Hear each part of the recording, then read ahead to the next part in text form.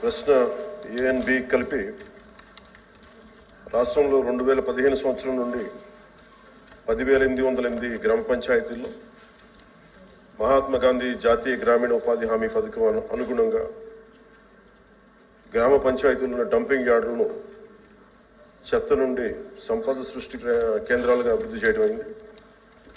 మిగిలిన 2,518 గ్రామ పంచాయతీలు ఈ రోజుకి చెత్త నుండి సంపద సృష్టించే కేంద్రాలు లేవు. మూడో దానికి అవునండి. GOMS నెంబర్ 17 PR&RD పంచాయత్ శాఖ 23/3/2017 ప్రకారం ప్రభుత్వం అన్ని గ్రామ పంచాయతీల్లో యుద్ధ ప్రాతిపాదికన ఘన వ్యర్థ సంపద నిర్వహణను అమలు చేయాలని ఆదేశించింది. మరి మునుపటి డంపింగ్ యార్డును చెత్త నుండి సంపద సృష్టి కేంద్రాలుగా మార్చడం అయింది.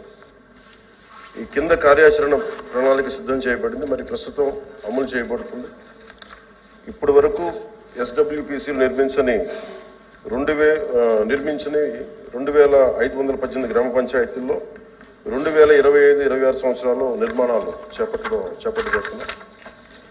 అలాగే రాష్ట్రంలో నిర్మించిన 10,808 SWPCలో 9,342 పనిచేస్తున్నాయి. పూర్తిగా పనిచేసేవి 5,556, పాక్షికంగా పనిచేసేవి 3,826. పాక్షికంగా పనిచేసే 3,826 SWPCలు మార్చి 25 నాటికి పూర్తిగా పనిచేసే స్థితికి అప్గ్రేడ్ చేయబడతాయి. 1,426 పనిచేయని SWPCలని మార్చి 2025 నాటికి పనిచేసే స్థితికి పునరుద్ధరించడం అవుతుంది. రాష్ట్రంలోని గ్రామ పంచాయతీలకి చెత్త నుండి సంపద సృష్టి కేంద్రాలుగా క్రమం తప్పకుండా నిర్వహించేందుకు వీలుగా ప్రభుత్వం అవసరమైన అన్ని చర్యలు తీసుకుంటుంది. తద్వారా 2026 చివరి నాటికి అవి స్వయం సమృద్ధిగా మారుతాయి.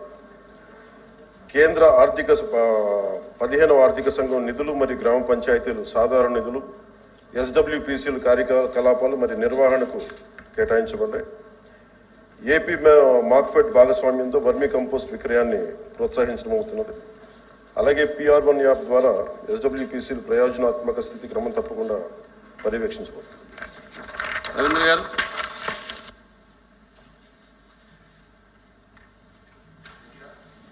అధ్యక్ష, ముందుగా ఉప ముఖ్యమంత్రి పవన్ కళ్యాణ్ గారికి ఉప ముఖ్యమంత్రిగా అయిన ఒక సందర్భంగా అభినందనలు మరి మీ ద్వారా తెలియజేస్తూ,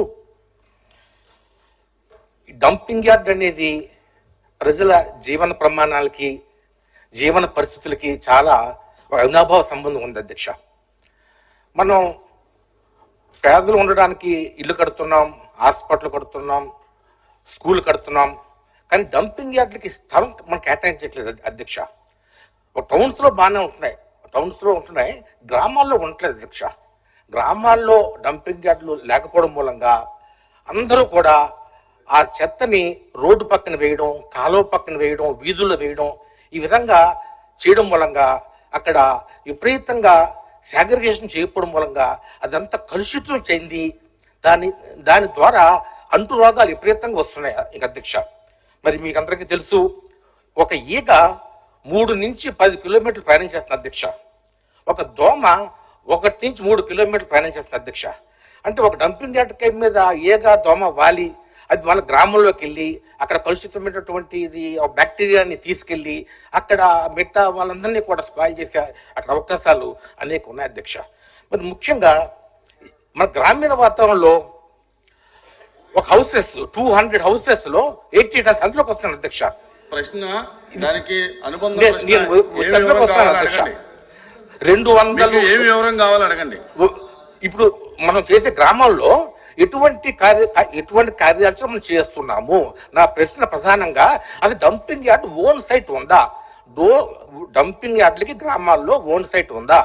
అంటే 200 హౌసెస్ ఉండే గ్రామంలో 80 టన్నులు ఒక మన వేస్ట్ అది వస్తుంది అధ్యక్ష మన సంవత్సరానికి. అలాగా మనం 2-3 గ్రామాలు కలిపి ఒక డంపింగ్ యార్డ్ పెడతామా? ఈ డంపింగ్ యార్డ్ పెట్టిన తర్వాత దాన్ని ఖచ్చితంగా రీసైకిల్ చేయాలి, ఇన్సినరేషన్ చేయాలి, ల్యాండ్ ఫిల్లింగ్ చేయాలి. ఈ మూడిట్లో ఏ ప్రాసెస్ చేయగలుగుతాము, ఏ ప్రాసెస్ చేసుకోవడానికి అందుబాటులో ఉన్నాయి?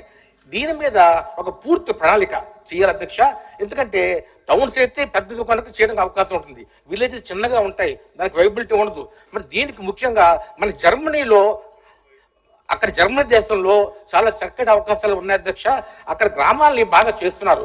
ఏదైనా ఒక హౌస్ కమిటీ చేసి జర్మనీలో విలేజెస్ ఏ విధంగా చేస్తున్నాయి అది కూడా పర్యవేక్షణ చేసి అన్నిటినీ ఒక చాలా సమగ్రవంతంగా చేసి ఫ్యూచర్లో ఈ యొక్క డంపింగ్ యార్డ్ సమస్య లేకుండా చేయాలని నేను కోరుతున్నాను అధ్యక్ష.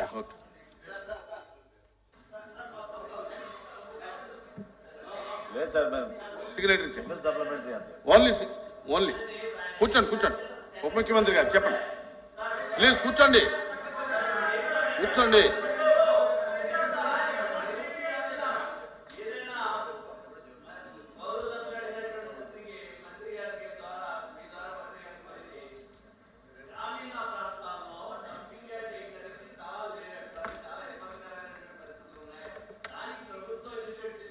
ల్యాండ్ ఎక్వేషన్ చేస్తే మాత్రమే. I'll answer for that. I'll answer for that. Please కూర్చోండి. దానికి సమాధానం చెప్తాను. గౌరవ సభ్యులు లేవనెత్తిన ప్రశ్నకి అధ్యక్ష, ఇది ఫండమెంటల్ రెస్పాన్సిబిలిటీ, ప్రాథమిక బాధ్యత. స్వచ్ఛమైన నీరుతో పాటు గ్రామాలు స్వచ్ఛంగా శుభ్రత ఉండటం చాలా ఇది మనందరి బాధ్యత. ముఖ్యంగా ఈ ప్రభుత్వం రాగానే గౌరవ సభ్యులు లేవనెత్తింది, అసలు ఇంత చెత్త కలెక్ట్ అవుతూ ఉంది. మెయిన్ మనకున్న సమస్య మనకి సరైన స్థలాలు లేవు దానికి సేకరించడానికి.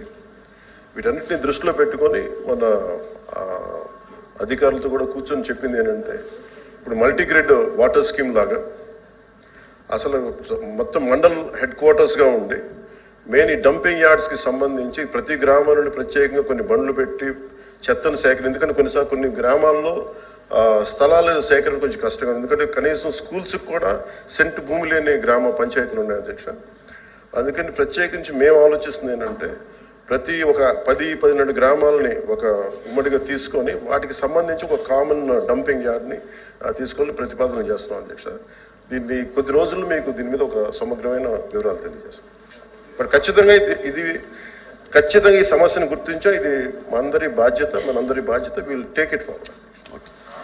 Question number 13502 deputy chief minister గారు.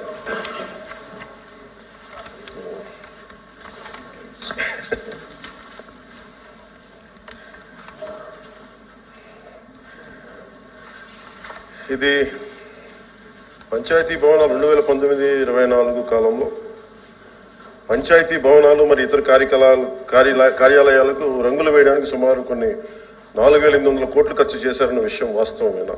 ఇలాంటి 2-3 సార్లు ఉన్నాయి అధ్యక్ష. 2019-24 పంచాయతీ భవనాలకు నేను ఇవ్వగలిగే క్లారిటీ దీనికి సంబంధించి అధ్యక్ష, 2019-24 పంచాయతీ భవనాలకు గ్రామ సచివాలయాలకు మాత్రమే రంగులు వేయడానికి 101.81 కోట్ల మొత్తాన్ని ఖర్చు చేయడం జరిగింది అధ్యక్ష. రంగులు వేయడానికి ఖర్చు చేసిన మొత్తంలో 49.8 కోట్ల మొత్తాన్ని పెయింటింగ్ వేయడానికి, 52.73 కోట్ల మొత్తాన్ని భవనాలకు ఉన్న పెయింట్ని తొలగించి మళ్ళీ తిరిగి రంగులు వేయడానికి ఖర్చు జరిగింది. బి ప్రశ్నకి అది అన్ని కార్యాలయాలకు సార్, నేను చెప్తాను ఓన్లీ పంచాయతీ భవనాలు. బి ప్రశ్నకి ఏమీ లేదండి. గ్రామ సచివాలయాల భవనాలకు ఉపయోగించే రంగు విధానాన్ని ప్రశ్నిస్తూ వివిధ పార్టీల్లో హైకోర్టులో రిట్ పిటిషన్లు దాఖలు చేయడం జరిగింది. అలాగే మూడో ప్రశ్నకి హైకోర్టు జారీ చేసిన ఆదేశాల ప్రకారం రంగులను తొలగించి కింద విధానంలో భవనాలకు తిరిగి రంగు వేయించవలసిందిగా ప్రభుత్వంలోని జిల్లా కలెక్టర్లు మరియు జిల్లా అధికారులను ఆదేశించడమైంది. గ్రామీణ గిరిజన రంగోళీ పెయింటింగ్ యొక్క విలక్షణమైన లక్షణాలతో టెర్రకోటా రంగులకు పైన 8 అంగుళాల వెడల్పు గల బోర్డర్ డిజైన్తో నేల నుండి 2.5 అడుగుల ఎత్తుతో భవనాల భాగంలో హాఫ్ వైట్ రంగుకు మరియు దిగువన టెర్రకోట రంగు వేయడం. రామారావు